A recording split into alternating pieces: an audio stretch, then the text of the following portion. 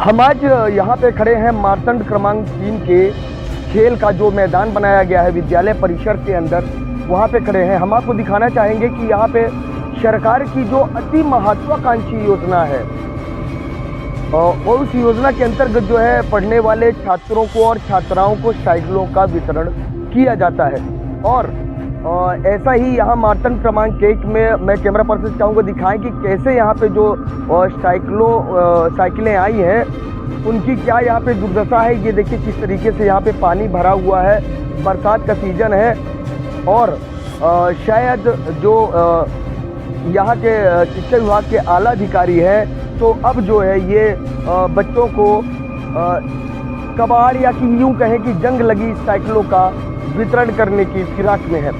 सबसे बड़ी बात यह है कि जहाँ पर आज हम खड़े हैं यहीं जेडी का ऑफिस भी है और यहीं ब्लॉक एजुकेशन ऑफिसर यानी बीईओ जो है आकांक्षा सोनी, उनका भी कार्यालय है और उन्हीं की निगरानी में सारा यहाँ पे काम धाम चल रहा है। हम आपको दिखाना चाहेंगे कि किस तरीके से यहाँ जो साइकिलों की असेंबलिंग की जा रही है, लेकिन किस तरीके से यहाँ पे ये साइकिलें पड़ी हुई हैं, साइकिलों का मटेरियल पड़ा हुआ है और कर्मचारी यहाँ पे जो इनके वर्कर्स हैं जो असेंबलिंग का कार्य कर रहे हैं वो भी यहाँ पे हैं।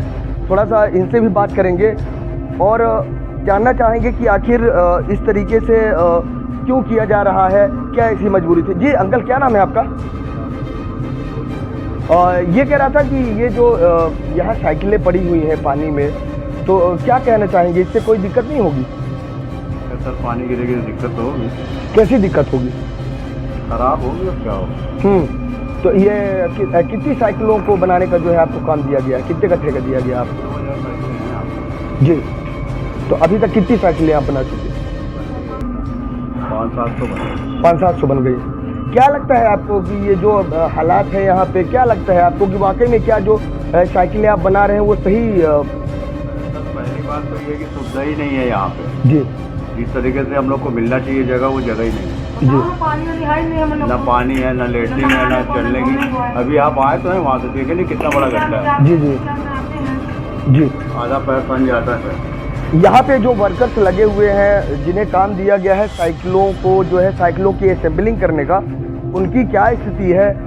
मैं थोड़ा सा यहाँ की स्थिति भी दिखा रहा हूँ। कैमरा पर्सन चाहूँगा कि ऊपर की स्थिति हालात भी दिखाएं। जी, क्या नाम है आपका? रेशमा। कहाँ से आई हैं आप? सतना से आई हैं। क्या लगता है आपको जो ये साइकिलों का जो ये मटेरियल यहाँ पे रखा गया है, तो क्या ये सही है? सही तो है सर, मगर पानी में पड़ा हुआ है तो थोड़ा तो जंग खावे करेगा। लोहा है। अब इन हम लोग तो पानी की सुविधा है, नहाने की देखिए यहाँ इतना कीचड़, हम लोग इतना पैर घुस के जाते हैं नहाने, पानी लेने, फिर आके धोते हैं। हम लोग के पास इतनी व्यवस्था तो ही नहीं कि हम लोग के पास बर्तन है कि हम पानी भरेंगे।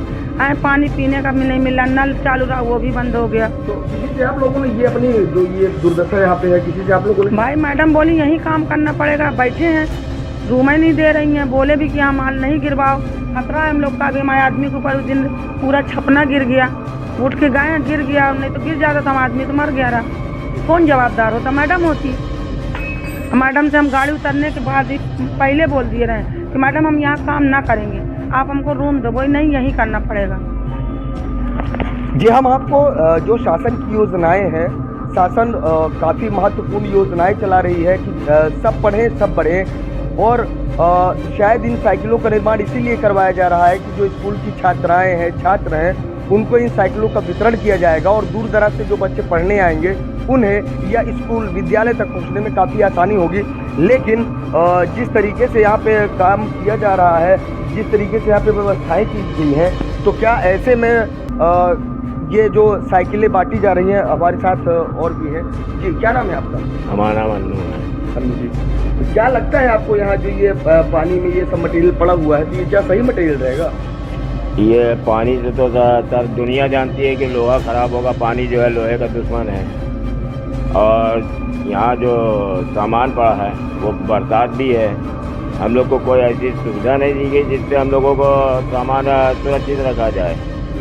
स्कूल और स्कूल से बोलो तो स्कूल वाले कोई वही नहीं बोलते हैं, ना ही करते हैं। कहते हैं जहाँ हम माल गिरवाएंगे वहाँ गिरेगा। अब आप वहाँ से वो रोड से आए होंगे, देखे होंगे कितना कीचड़ है। अब यहाँ देखिए ये भी।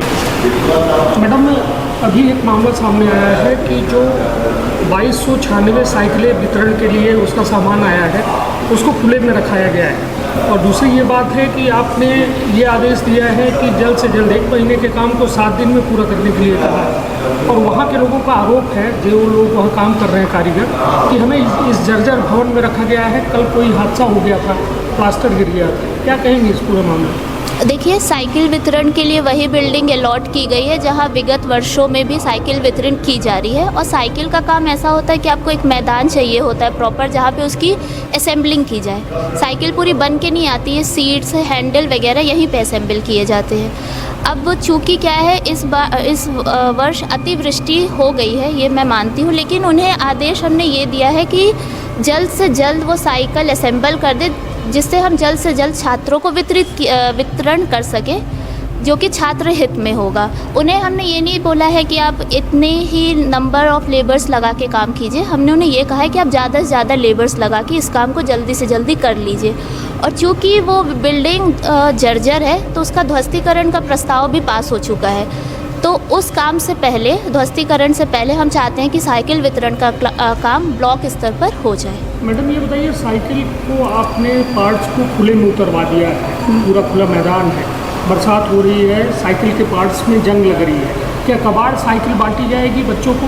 नहीं, कबाड़ साइकिल बिल्कुल नहीं बांटी जाएगी। साइकिल को बहुत अच्छी स्थिति में ही बांटी जाएगी। पर चूँकि क्या होता है कि कुछ चीज़ें नेचुरल हैं जो हमारे हाथ में नहीं रहती। जैसे कि इस वर्ष इस महीने ज़्यादा पानी गिर जाने की वजह से ये समस्या प्रॉब्लम आई है। इस समस्या को ही देखते हुए और साथ साथ छात्र हित को ही देखते हुए हमने उनसे ये अनुरोध किया है, उन्हें ऑर्डर नहीं दिया, उनसे एक रिक्वेस्ट की है कि आप जल्द से जल्द इसे असेंबल करके बांट दें।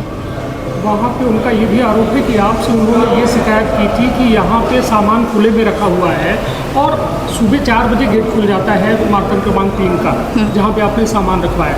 लगातार चोरी की आशंका बनी रहती है, तो सामान भी चोरी हो सकता है और सामान भी खराब हो रहा है। तो देखिए, चोरी के लिए ये है कि जब तक साइकिल हमें हैंड ओवर नहीं होती तब तक सुरक्षा की जिम्मेदारी उनकी होती है। दूसरी चीज़ ये है कि सुरक्षा की दृष्टि से हमने अपने ब्लॉक स्तर से एक भृत की ड्यूटी लगाई है। 4-5 भृत उनके सहयोग के लिए भी लगवाए हैं, जो साइकिल को चढ़ाने का, उतरवाने का, हर तरीके का उनका सहयोग करते हैं। उनका काम यह है कि बस वो साइकिल को टाइमली असेंबल कर दें। उनकी सुविधा के लिए हमने उनको ये तक बोल दिया है कि आप इक्वल रेशियो में गर्ल्स और बॉयज़ की बनाइए, जिसमें जल्द से जल्द एक विद्यालय आके अपना ले जाए। मैडम, जैसा कि वहाँ पे देखा गया कि जर्जर बिल्डिंग है, वो आपने बताया, तो अगर कोई हादसा हो जाता है, कल वहाँ पे छज्जा गिरा है, वहाँ उनका एक छोटा सा बच्चा था लेबर का, बाल बोले उन्होंने बच्चा है, अगर कोई हादसा हो जाता है तो उसका जिम्मेदार कौन है? देखिए, उनके रहने के लिए हमने विद्यालय परिसर में एक अलग रूम अलॉट कर दिया है जहाँ वो अपने बच्चों को छोड़ सकते हैं। और बच्चों को किसी भी तरीके से काम में इंगेज ना करने के लिए भी उनसे हमने रिक्वेस्ट की थी, उन्हें निर्देश भी दिया, आप कह सकते हैं, कि बच्चों को किसी तरीके के काम पे ना लगाएं।